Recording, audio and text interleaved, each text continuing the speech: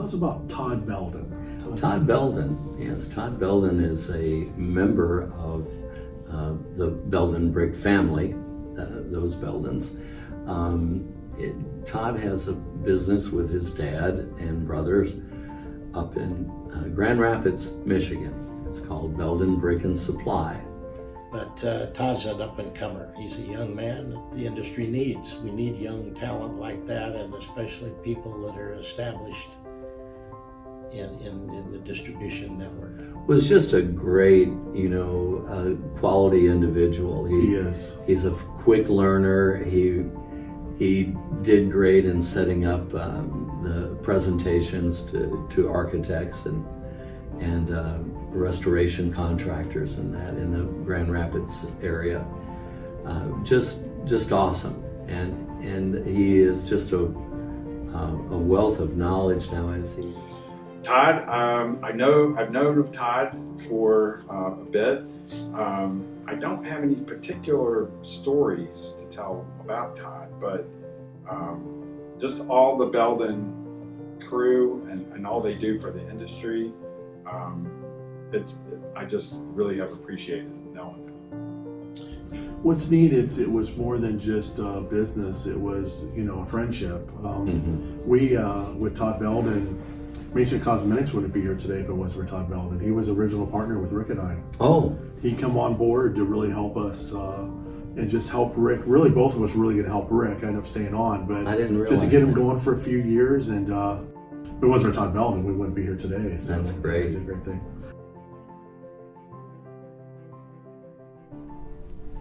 Welcome to another segment of the Brickman's Hall of Fame. I've got a treat for you. It's Todd Belden from Belden Brick Supply.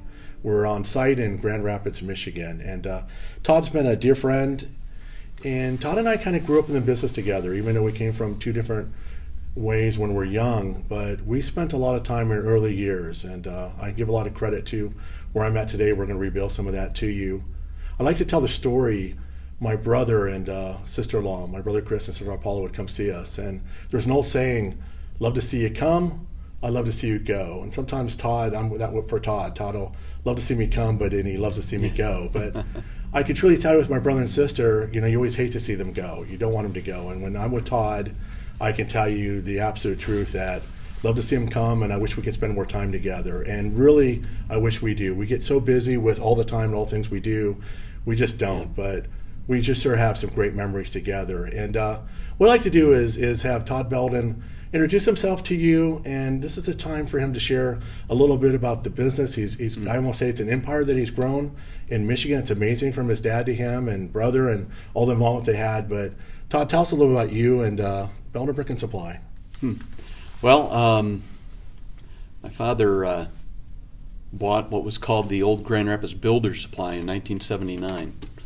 And he was at the time he was considering going back to Ohio to work at Belden Brick Company, and decided not to leave West Michigan, which I thank him for. And he bought the local distributor back then, and this had been actually a brickyard since 1904, and I think was one of the oldest Belden brick dealers in the country at the time. So he bought the Grand Rapids Builder Supply, changed it to Belden Brick Supply, and my brother, oldest brother, had after college came back to work in the family business, and I had gone out to New York City and spent a couple of years there, pretty close, and was not a big city type, so I moved back here in 1992. And been doing it ever since. So I've enjoyed almost every minute of it. So Well, so when your dad bought it, you were in 5th or 6th grade, right? Right. So you're young, but you kind of grew up in working in the yard and deliveries through high school and all that kind of thing, right? Right. Yeah, I did a lot of laboring and working out kind of out back in the yard and whatnot. So. Kind of grew up with brick in my blood, as my dad would always say. So, being part of the business. In fact, I remember one time telling my father, he's driving down. He's like, that's such and such brick, and he would call them out to me since I was a little kid. And I remember one time telling him, I don't care what the name of that brick is, and he said, well, you ought to care, that's why I'm putting you through school. And I felt horrible after that, so I never said that again.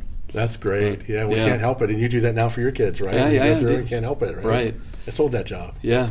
In fact, I'd be driving through Chicago and looking around at all the buildings. My wife would have to slap me and be like, stop and keep your eyes on the road. So Yeah, you're picking, Yeah. I know that brick, I know that brick. Right. No, absolutely. So Sure. you went through that experience, you come out of high school, and you hit college, you go to University of Notre Dame. Yes. That's quite an experience, right? Yeah. It was a wonderful experience. Beautiful campus. Good years of my life. Can you Beautiful imagine? campus. You could probably guess what most of the brick on that campus is from, right? Yeah, I do know what Especially those are. the last 20-some years, 25 years or longer, right? Yeah, well, I don't think much longer than that. So my It has other than they grandfather- took out of the red, right? The river, whatever they did to take just more of Right. the local. But once it's being supplied, it would have been Granddad, right? It would Right. have been. So Yeah, that's a well- Belden brick. Belden brick's all over Notre Dame. Yeah. It's amazing. So think about it. With all those years and all they go through, you are one of, I don't know, I've lost count. 20. It's over 20, but my 22 or whatever. Oh. Beldens have actually gone to Notre Dame, right? I believe so. Yeah, I'm not sure what the number is. A lot of cousins and stuff like that, but it's a long lineage of Beldens at Notre Dame. So after you're gone for a little bit, a couple of years, you decide to come back. You decide to come back into the family business. Right. You're here. Paul IV is here. His dad's Paul Belden III. Paul IV is your older brother that's here. You join. That's when we really start hooking up. That's when you started doing architectural sales. I was your Glengarry sales rep Right. for that time. And we started to spend time together doing that. So what was your mindset at that time? What were you thinking about when you came back? Just to be part of the family business, or were you thinking about the future, Oh. where that's going to go? I think at the time I was just looking to, I was looking to come back and see whether I'd like the family business. Figured if a couple of years into it, if I got my residency back in the state of Michigan, if I wanted to, then I could go on to get my master's at U of M or something like that. So I kind of had always had that in the back of my head for a couple of years anyway. But then I got in the business and really enjoyed it. Just enjoyed getting out and selling an actual product.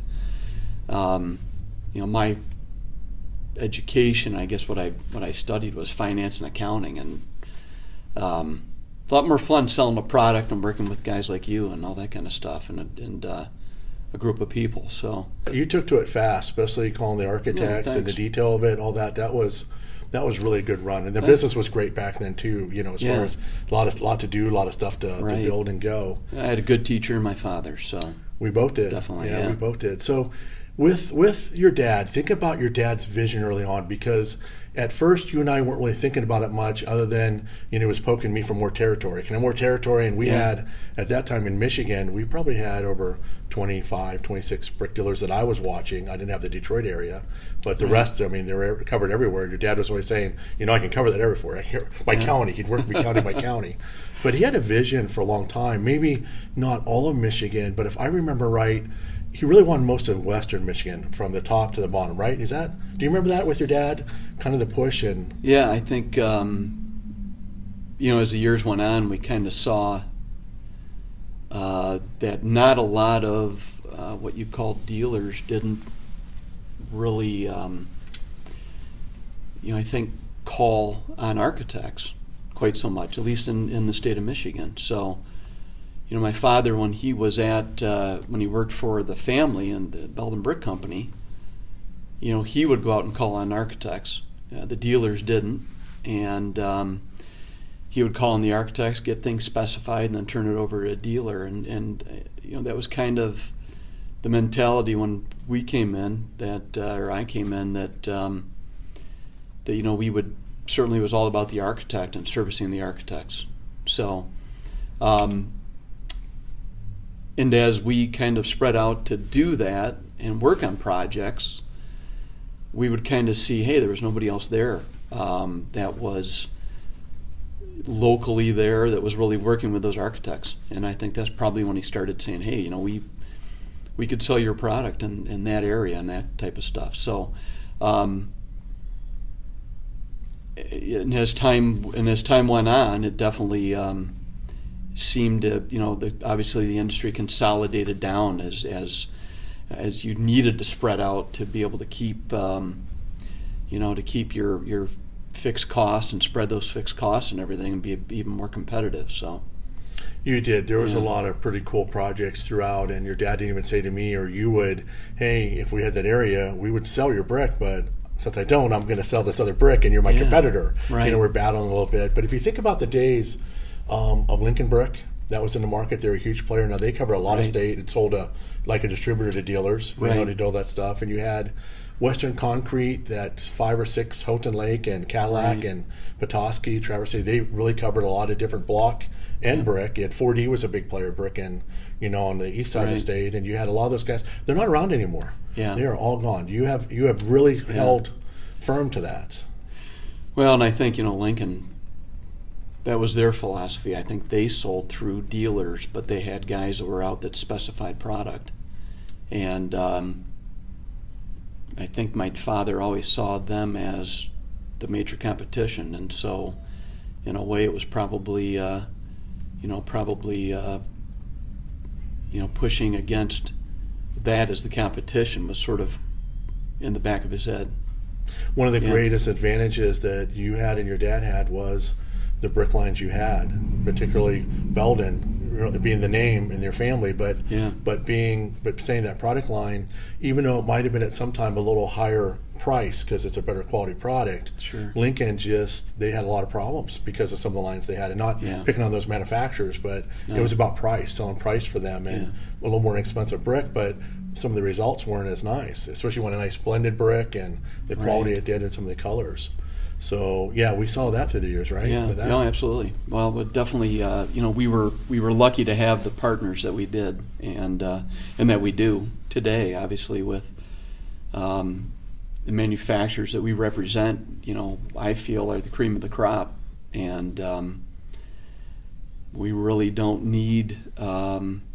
Sometimes you need, there are certain projects that take a certain quality of a product, but when we're really doing high-end projects, we've got the quality manufacturers that really fit that product and that project. So, I think it helped me too. Growing up with youth in the business, your family is one of the areas as you guys realized, and you probably learned this in the yard. When you worked in the yard, you weren't just doing brick, but you got mortar and you got stone and sand and all the other things. You guys really diversified. You saw that early on that you needed to do that to survive. Share that a little bit, especially for a new dealer that's coming on board or they want to survive. Talk a little bit about that.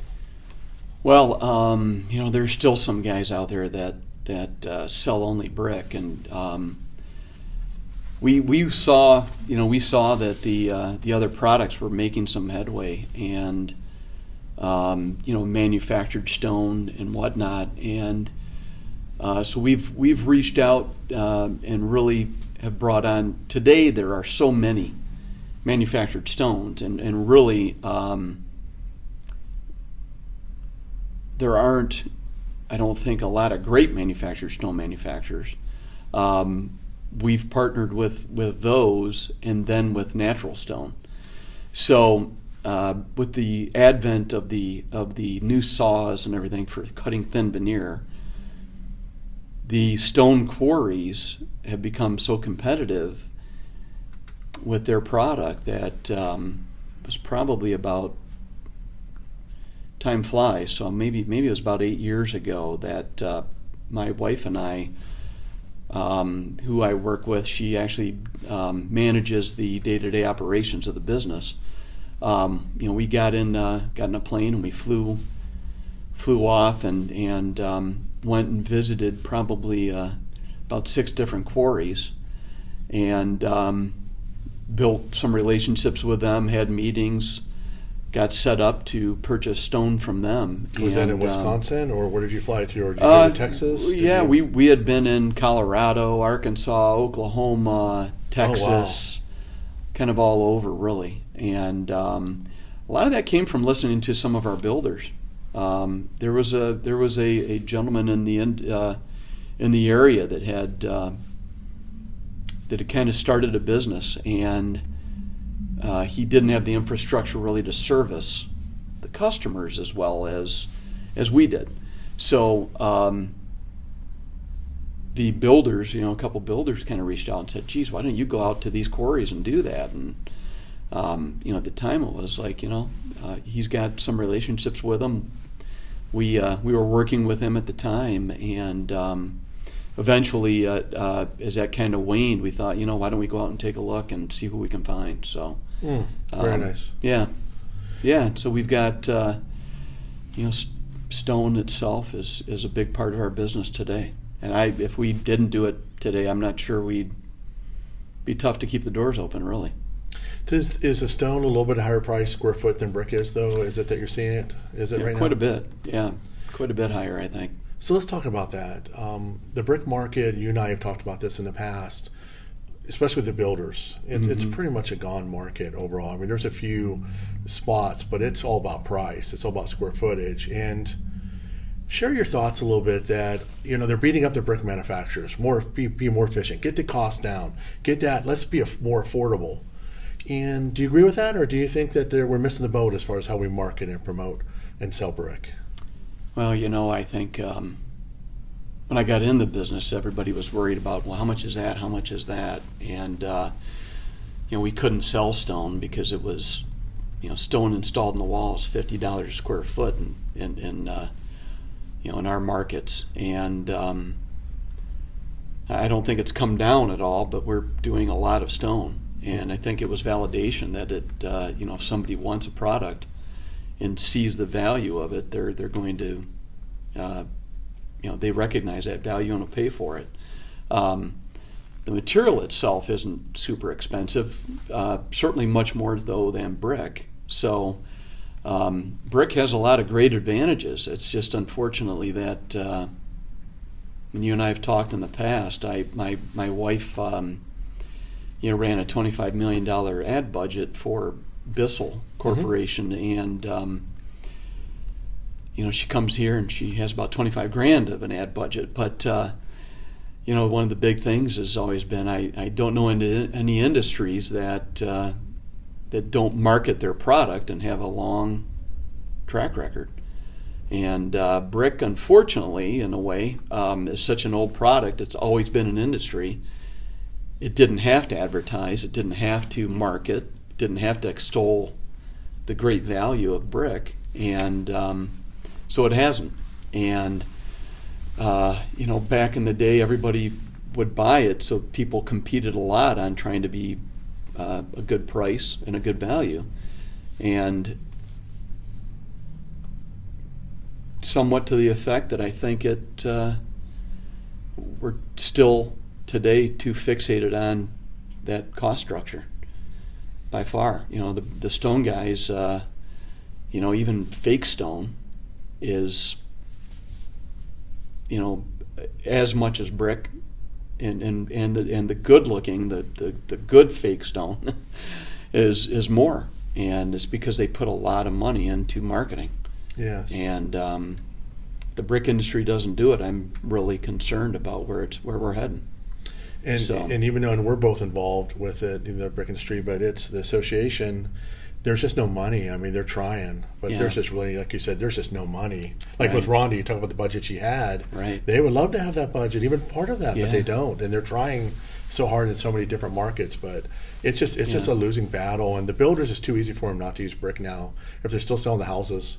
Right. Remember the brick? Well, remember the divisions? part of that problem. Remember the brick divisions we'd go to, and everybody Right. want to live and have a brick house. Right. Yeah. Exactly. We'd kill because we want to sell the brick off that house, right? Right. Yeah. It's funny. We've in the downturn or after the downturn, we really saw brick sort of make a comeback, and we're doing much more brick today residentially than we were probably 8 years ago, 10 years ago. But it has to do, and I've told several, I told my cousins the other day. I said, if we sell a house, it's typically a Norman-sized brick or an Ambassador. It's something that's 12 inches long or 16 inches long. Guys like Sioux City Brick have come out with Belden and I even think Glengarry has one of units that are 24 inches, and it's gone sort of that long linear type of a look, and they're modern style homes. So brick has a fit in that market. We just have to find it. So yeah. They almost have to fight, or they compete against the concrete brick guys who come out with a bigger. It's a brick, Right. but it's concrete. It's what it is. Right. It's block. Yeah. They call it brick, quick brick, or whatever they want to call it back in Right. the day. But you almost had to fight, but they had to fight back with that because it was the size. How many pieces per square foot, and Right. they can lay them a little faster when they lay them. The masons do. Yeah. But that was a huge fight. How about your largest brick order or coolest brick project that you've ever done? I'd probably think it right down the street here. We have the Grand Valley campus, the downtown campus, and that was it's been a while, so it was probably about 15 years ago now. But it's fun to be involved in that. Lots of shapes, designed by an architect named Tom Rohde of Design Plus, and just a beautiful project. Lots of pictures that we have of those buildings, and some But neat that was something that you were old-fashioned involved architecture. in early on when he was starting thinking about what he Yeah. wanted to do. Yeah, that's neat. Yeah, actually, it was I don't know if this would be good for the recording, but we were told that the architect was told that hey, it's somebody else's turn. And I remember the architect telling my father and I that, and said, we've been told basically we have to choose your competitor. And so we decided to, my dad and I were sitting around, and I said, let's just lay up. Belden makes a 470, 479 light iron spot. Mm-hmm.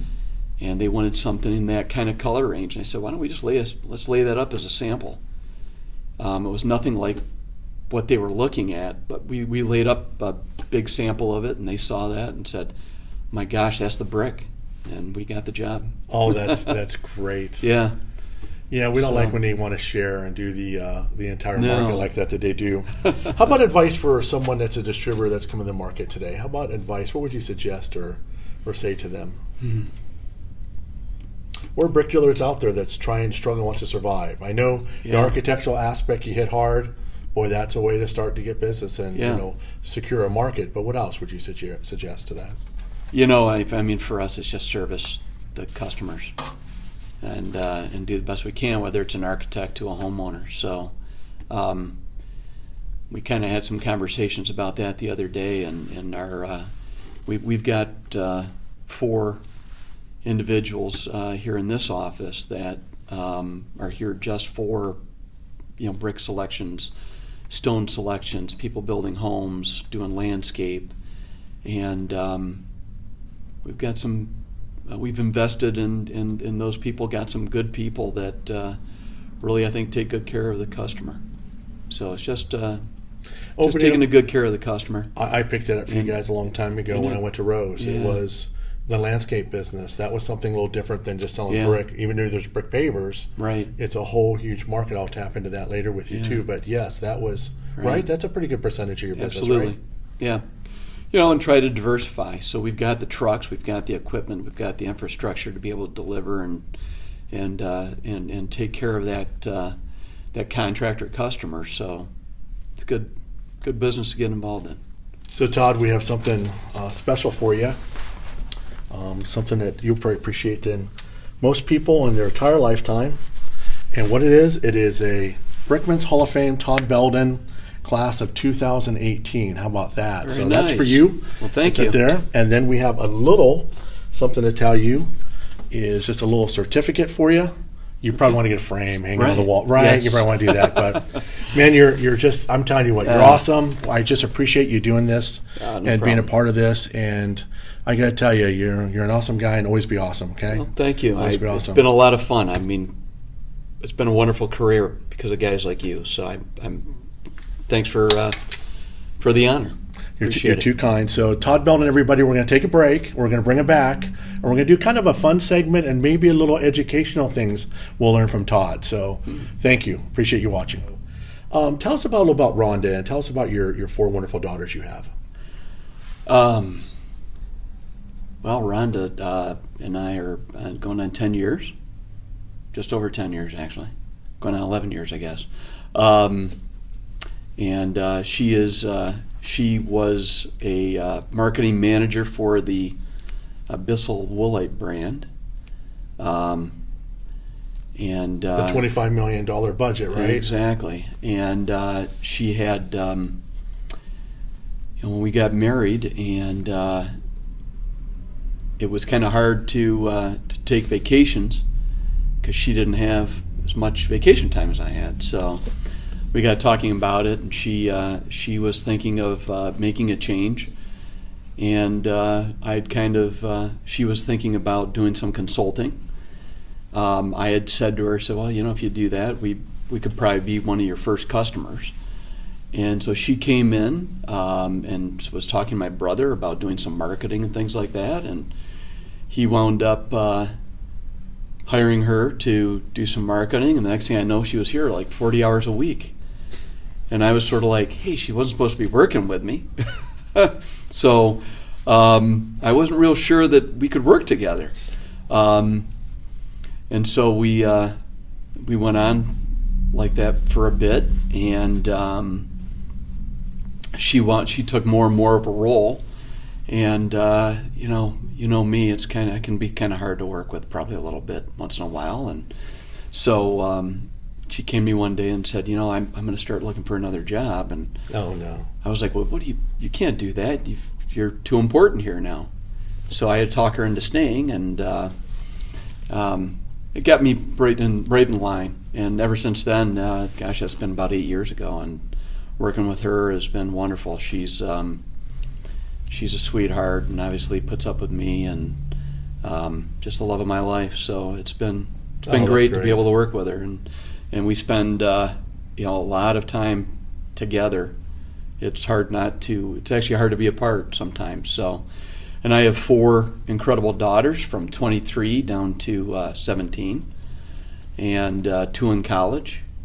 I take that back. 1 just graduated, and 1 in college, and then 2 that are going to be seniors and going off to college next year. So, yeah, a lot of women around me, a lot of emotion in the household, and all that kind of stuff. It's been a lot of fun. Do you see any of the girls come into the business? Are any of them going to come in? I've got my oldest is actually going to come here this summer a little bit. She's in sales and marketing. She's going to be working at a PR firm, and she's going to do that like 3 days a week for the summer, and come here a couple days a week, and nice. Just kind of help build her resume and all that kind of stuff. So I don't know. We'll see what happens with that. I don't think any of them see themselves coming into the family business. My oldest has always said, I said, why don't you come in and work in the summers? And they're all like, nah, we want to do something else. So we'll see what they decide they want to do. But it'd be here, for them if they'd like to. So be fun. Yes. I never thought I wanted to either. So I told my dad, I'm never going to do that. And here I am. You are the head of the ship. Yeah. So a lot of people don't know that you and I started Rick Connor in the staining business. Yeah. We were silent partners back, do you remember how many years ago? Oh, boy. I'm going to say that it had to have been about 98, maybe? So a little bit longer. So this is our 25th year. Really? 25 years. So Todd Belden and I got together. Yeah. We met at a bar. Rick really wanted to get something going. I was going to help him. And I'm like, I don't know the accounting and payroll, whatever. And I said, let me talk to Todd Belden. We met at a bar. We had a beer. Do you remember what bar it was in? I don't. It was Cheers. We met at Cheers. We got a little lunch. That's because we were doing that stain job at Northview High School. We were out that way. Right. And yes, Sure. we were doing that. And that was one of our first jobs. Well, there's a couple of them, but that was one of the ones early on. So, sure. So Masonry Cosmetics would not be here today if it wasn't for this guy right now. I'll tell you that right now. It was. Do you remember how much money we threw in the pot to start the company? Gosh, it was a couple $1,000s a piece, I think. You were. He's such a great numbers guy. Okay, so he comes to me and says, Don, you know what? We need $100. So you had $100, I had $100, and we threw in Rick Connor's $100. I don't think we ever got that $100 from Rick Connor, but we did. Probably not. It was $100 to start. Was the it company. really? It's all we need to start to have a company name, a corporation, and we opened up a bank account and we threw a little bit of money in there, and Yeah. we did our first job, and that was we made the brochures and marketing stuff. Right. Yeah, that was off 25 it years went. ago. Off it went. Yeah. So, a funny story I'll share with you. You and I really appreciate this story. So, Rick Connor got hurt, bad news, but he ended up being okay after that. But Todd and I got to run a job. Do you remember where it was? You and I got to run our first job together out in Holland. Really cold. The wind was coming off. It was a block job, I think. The wind was coming off. And you said to me, Don, I'm going to tell you that if Rick Connor doesn't come back, we don't have a company. Do you remember that? Yeah. Yeah. We learned a little bit about our process back then because you and I really weren't doing anything wrong. We didn't find out later. Rick had started the job and did the test panel and got it approved, and then he got hurt, and the weather really got cold, and it was probably in the 30s with a wind chill in the 20s. You were talking from the headphones in the car. We're trying to point, what block needed to be done. A lot of moisture in the wall. So I was staying warm in the car is what You you're were saying? trying to, yes. Okay. Smarter than I was. I'm outside in it, right? But we're bundled up. And we finally pulled off the site, you and I. Yeah. And then a couple weeks or 4 weeks later, Rick went back to the job site, used the same stuff, same thing, did everything the same did way. the job. But it was the moisture. We had to be Yeah. warmer. We learned early on. You can't apply the stuff when it's too cold, not right. So I think I just knew that I didn't have the patience to do that work. So maybe it was if I was going to be on, and Rick didn't come back, it wasn't going to work. So that might have been it. we did Saranac school, you and I. It was all ladders. And all ladder work, and I couldn't walk after that. We did that for a whole weekend, standing brick. You and Yeah. I and Rick and a couple Yeah. other guys. And we would do it on the weekends, and We were hurting so bad. We're so sore. You're better shape Yeah. than I was back then, It but was it was hot. bad. It was. We did one job where you and I was in the 90s. Yeah. A small school that we did. yeah, not smart. How about this? This will be a little bit of a educational thing. So I've said this many times about Todd. He's really smart, and he looks at things and he studies it and he understands it. And one of the things to share with everybody, and we don't have to do it as a good or bad thing, but tell everybody the difference between concrete pavers and clay pavers. You can do the pros and cons, or just the differences between a concrete paver and a clay. You know a lot about both, right? Sure. Concrete yeah. pavers, clay pavers. I hope so. Well, certainly a clay paver is actually, a lot of people think that a concrete paver is stronger. Run across a lot of people, or have in my career, where they're shocked to find out that a clay paver is actually a much higher compressive strength. Not even close. Not even close. Close. Not even close. And obviously, clay is a natural color that's color fast and was not going to fade. Concrete pavers, do fade over time. I remember walking down the street in Holland, Michigan, and stopping dead in my tracks because right in the middle of the sidewalk was this perfect circle of brand new pavers. And I'm looking at it thinking, how'd they cut those in? And it took me a moment to realize that that's where the trash barrel had sat for the last 15 years. And when they had just moved it. And it was night and day difference. So the concrete guys will tell you that just comes from wearing of the concrete, and so the aggregate is showing much more. True or not, I don't know. So I just know that certainly the color tends to fade out of the concrete pavers. So the advantage of concrete is that you can get a lot of different shapes. It's not something that has to be stacked in a kill car and fired. So A lot of bigger pieces, right? right, Designs, yeah. bigger pieces, different shapes. They don't have to be, they don't have to be stacked and put into a kill. So, really, that's probably their greatest advantage is just shapes. Certainly, durability and color fastness and lots of other things are in the column for the clay paver. It's almost a concrete. When they talk about they're talking about it's actually just the erosion of the surface, right? Right. Aggregate's being exposed, color's going with it.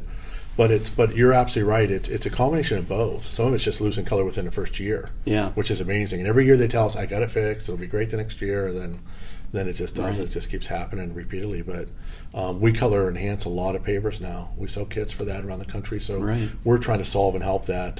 Sure. They told me the concrete people told me just a few years ago there was over 8 billion square feet of concrete pavers laid. That's amazing. And I'm thinking Yeah, how much it's they've already amazing. lost the color. Now there's people that sell sealers and color sealers and tint or whatever Right. to do that with. But yeah, that's a lot of things that have happened over the time. Kind of a fun fact, I don't know if you know that today Logan, my son, is filming this, and both my wonderful daughters, Marina and AJ, are here.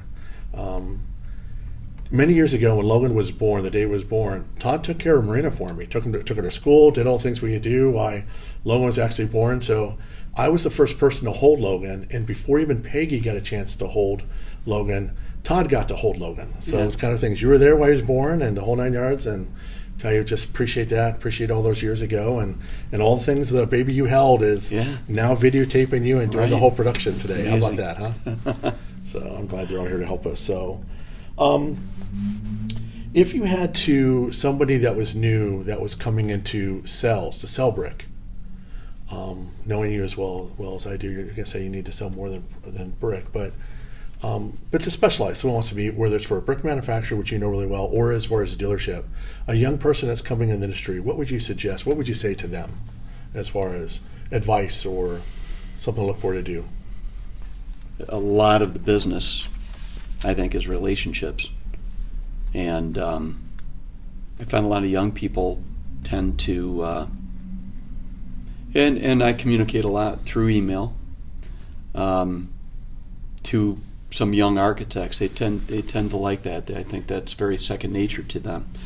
But I do tell, and I've got some young guys here that we are grooming to come into sales, outside sales, and the biggest thing I think is just follow up and service. If they call and they say, hey, I need these things, and if you can get there quickly and service them, typically they're very appreciative.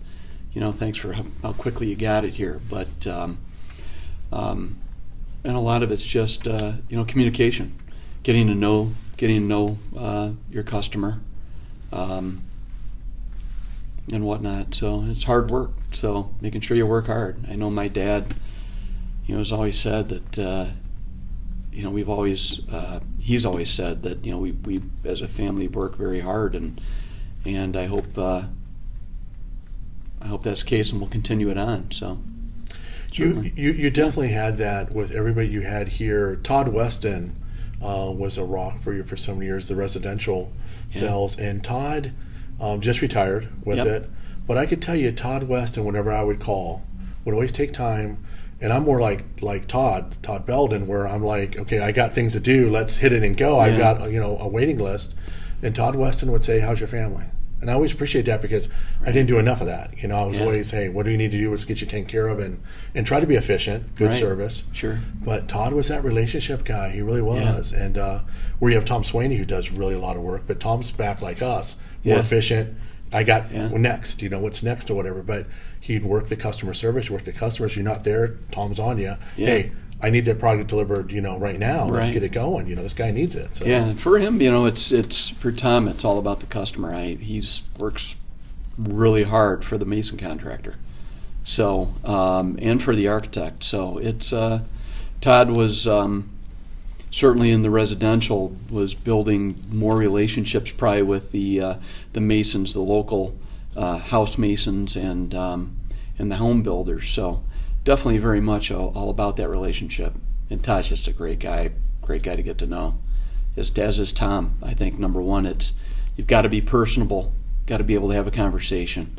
But it really comes down to, you could do all that, and if you don't service somebody, they're going to go somewhere else. So, yeah. You do, and one of the things I'll share with you just happened today.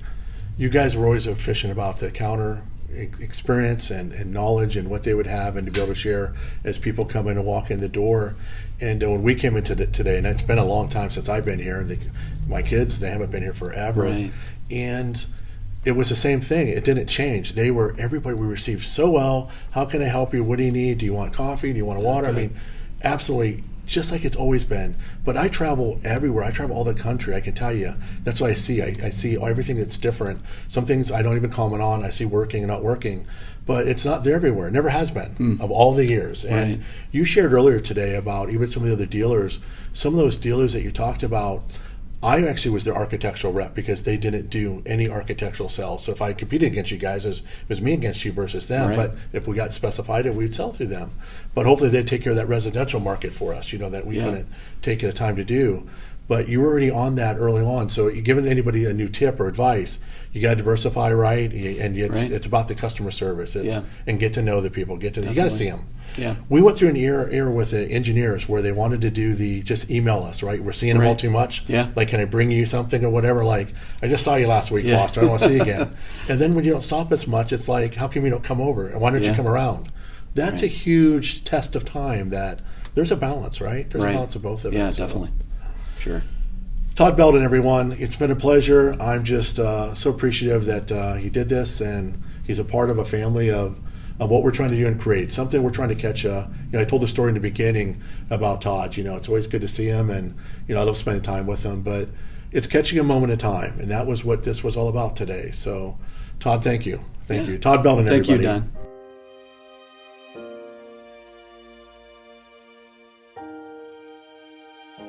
My father bought what was called the old Grand Rapids Builder Supply in 1979, and he was at the time he was considering going back to Ohio to work at Belden Brick Company, and decided not to leave West Michigan, which I thank him for. And he bought the local distributor back then, and this had been actually a brickyard since 1904. And I think was one of the oldest Belden brick dealers in the country at the time. So he bought the Grand Rapids Builder Supply, changed it to Belden Brick and Supply.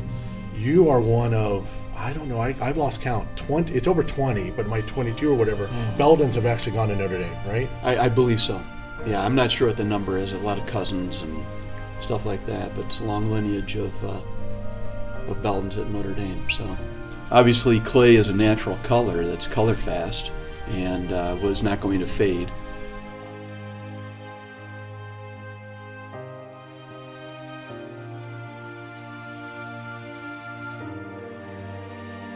My dad and I were sitting around, and I said, let's just lay up. Belden makes a 470, 479 light iron spot, and they wanted something in that kind of color range. And I said, why don't we just let's lay that up as a sample. It was nothing like what they were looking at, but we laid up a big sample of it, and they saw that and said, my gosh, that's the brick. And we got the job. So Masonry Cosmetics would not be here today if it wasn't for this guy right now. I'll tell you that right now. It was. Do you remember how much money we threw in the pot to start the company? Gosh, it was a couple $1,000s a piece, I think. You were. He's such a great numbers guy. Okay, so he comes to me and says, Don, you know what? We need $100.